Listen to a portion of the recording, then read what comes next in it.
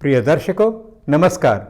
आप सभी का astrologer doctor RP Sharma channel पर हार्दिक स्वागत है।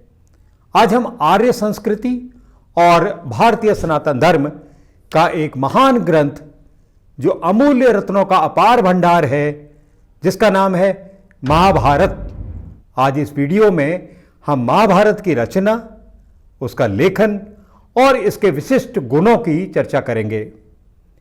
इस महाभारत ग्रंथ की महिमा अपार है। औपनिषद ऋषि ने भी इतिहास पुराण को पंचम वेद बताकर महाभारत की सर्वोपरि महत्ता स्वीकार की है। आइए इस महाभारत ग्रंथ की अद्भुत रचना की कथा प्रारंभ करें।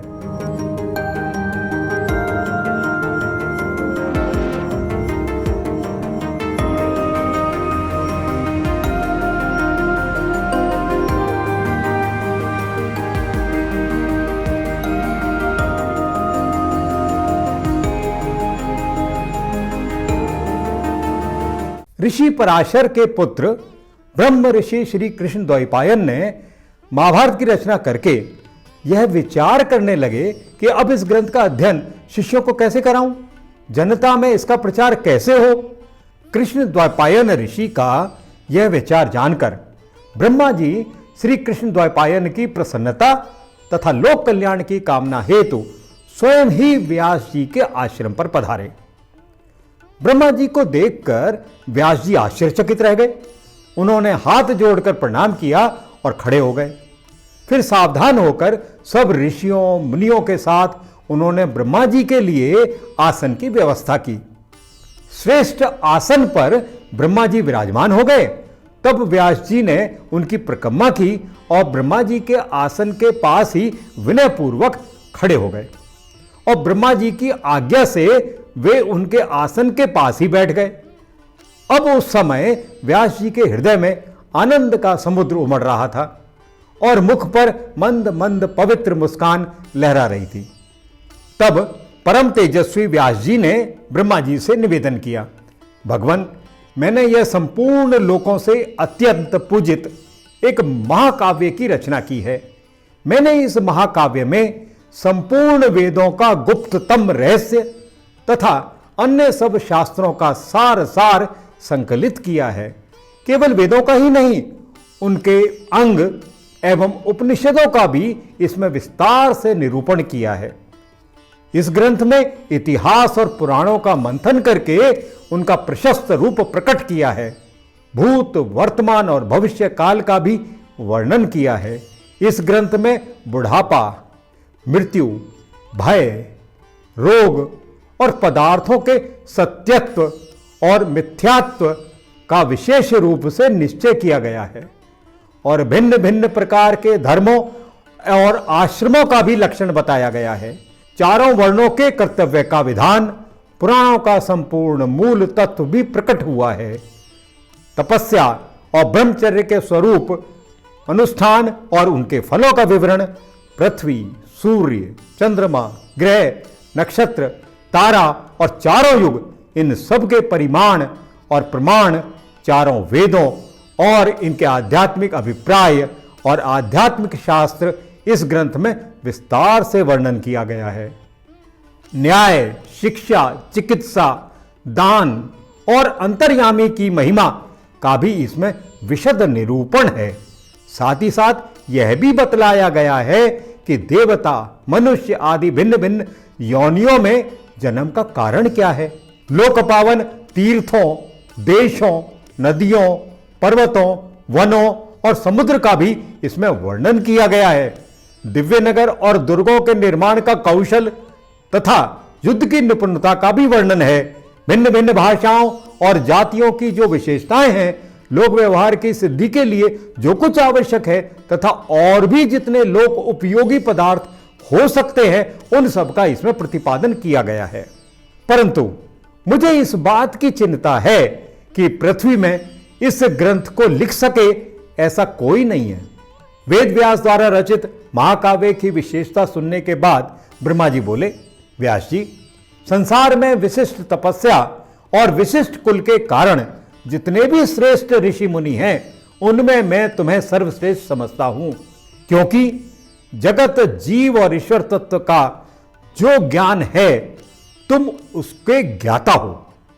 मैं जानता हूं कि आजीवन तुम्हारी ब्रह्मवादिनी वाणी सत्य भाषण बोलती है और तुमने अपनी रचना को काव्य कहा है, इसलिए अब यह काव्य के नाम से ही प्रसिद्ध होगी। संसार के बड़े से बड़े कवि भी इस काव्य से बढ़कर कोई रचना नहीं कर सकेंगे। ठीक वैसे ही जैसे ब्रह्मचर्य, वानप्रस्थ और सन्यास तीनों आश्रम अपनी विशेषताओं द्वारा ग्रस्त आश्रम से आगे नहीं बढ़ सकते। काव्य को लिखवाने के लिए तुम गणेश जी का स्मरण करो। और इतना कहकर ब्रह्मा जी अपने धाम ब्रह्मलोक को चले गए। इसके बाद व्यास जी ने भगवान गणेश का स्मरण किया और स्मरण करते ही विघ्नेश्वर श्री गणेश जी महाराज वहां आ गए। व्यास जी ने गणेश जी को बड़े आदर और प्रेम से स्वागत सत्कार किया और जब वे बैठ गए तब उनसे कहा, गणनायक, आप मेरे द्वारा निर्मित इस महाभारत ग्रंथ के लेखक बन जाइए। मैं बोलकर लिखाता जाऊंगा। मैंने मन ही मन में इसकी रचना कर ली है। यह सुनकर श्री गणेश जी ने कहा, व्यास जी, यदि लिखते समय क्षण भर के लिए भी मेरी लेखनी ना रुके तो मैं इस ग्रंथ का लेखक बन सकता हूं। व्यास जी ने भी गणेश जी से कहा, बिना समझे किसी भी प्रसंग में एक अक्षर भी ना लिखेगा। गणेश जी ने ओम कहकर स्वीकार किया और लेखक बन गए। तब व्यास जी कौतूहलवश यानी आउट ऑफ क्यूरियोसिटी कह सकते हैं, ग्रंथ में गांठ लगाने लगे, यानी जिसको इंग्लिश में कह सकते हैं मीनिंगफुल एनिग्मेटिक नॉट्स। वे ऐसे ऐसे श्लोक बोल देते थे जिनके अर्थ बाहर से कुछ और मालूम पड़ता था और भीतर कुछ और ही होता था। इस संबंध में प्रतिज्ञापूर्वक श्री कृष्ण द्वैपायन ने यह बात कही कि इस ग्रंथ में 8800 श्लोक ऐसे हैं जिनके अर्थ मैं समझता हूं, शुकदेव समझते हैं और संजय समझते हैं या नहीं इसमें संदेह है। इस बात का संदर्भ महाभारत के आदि पर्व के प्रथम अध्याय के श्लोक नंबर 81 से मिलता है और इस श्लोक में जो कहा गया है इस बात का प्रमाण हमें महाभारत ग्रंथ के विभिन्न पर्वों के ज्योतिषीय घटनाओं और संदर्भों से भी मिलता है और इससे संबंधित हमारी एक वीडियो शीघ्र ही अलग से प्रकाशित हो रही है। वे कूट श्लोक इतने गुथे हुए और गंभीर अर्थ के हैं कि आज भी उनका रहस्य भेदन नहीं किया जा सकता, क्योंकि उनका अर्थ भी गूढ़ है और शब्द भी। स्वयं सर्वज्ञ गणेश जी भी उन श्लोक का विचार करते समय क्षण भर के लिए ठहर जाते हैं। इतने समय में व्यास जी भी बहुत से श्लोकों की रचना कर लेते थे। इसमें धर्म, अर्थ, काम और मोक्ष रूप पुरुषार्थों का संक्षेप और विस्तार से वर्णन है। यह न केवल अज्ञान दूर करता है बल्कि सूर्य के समान उदित होकर मनुष्यों की आंख के सामने संपूर्ण अंधकार ही नष्ट कर देता है। यह भारत इतिहास एक ऐसा दीपक है जो मोह का अंधकार मिटाकर लोगों के अंतःकरण रूप संपूर्ण अंतरंग ग्रह को भली भांति ज्ञानालोक से प्रकाशित कर देता है। देखिए, महाभारत ग्रंथ में व्यास जी ने कुरु वंश के विस्तार, गांधारी की धर्मशीलता, विदुर की उत्तम प्रज्ञा और कुंती के धैर्य का भली भांति वर्णन किया है।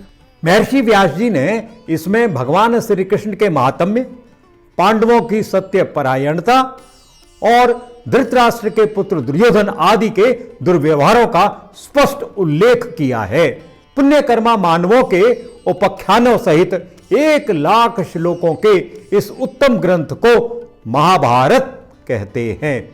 इसके बाद व्यास जी ने उपाख्यान भाग को छोड़कर 24,000 श्लोकों की भारत संहिता बनाई, जिसे विद्वान लोग भारत कहते हैं। इसके बाद महर्षि ने अपने पर्व सहित ग्रंथ में वर्णित वृत्तांतों की एक सूची का एक संक्षिप्त अध्याय बनाया, जिसमें केवल 150 श्लोक हैं। व्यास जी ने सबसे पहले अपने पुत्र सुखदेव जी को इस महाभारत ग्रंथ का अध्ययन कराया। उसके बाद उन्होंने सुयोग्य शिष्यों को इसका उपदेश दिया। तत्पश्चात व्यास जी ने 60 लाख श्लोकों की एक दूसरी संहिता बनाई। उसके 30 लाख श्लोक देवलोक में समादृत हो रहे हैं। पितृलोक में 15 लाख और गंधर्व लोक में 14 लाख श्लोकों का पाठ होता है। इस मनुष्य लोक में 1 लाख श्लोक की महाभारत प्रतिष्ठित है।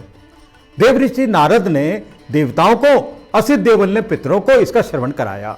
सुखदेव जी ने गंधर्व, यक्ष और राक्षसों को महाभारत की कथा सुनाई।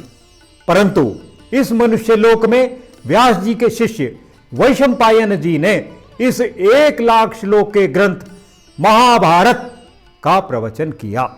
अगर आपको यह वीडियो अच्छा लगा हो तो इस वीडियो को लाइक और शेयर करें और भविष्य में रोचक और ज्ञानवर्धक वीडियोस को प्राप्त करने के लिए हमारे चैनल को सब्सक्राइब करें। ओम नमः शिवाय।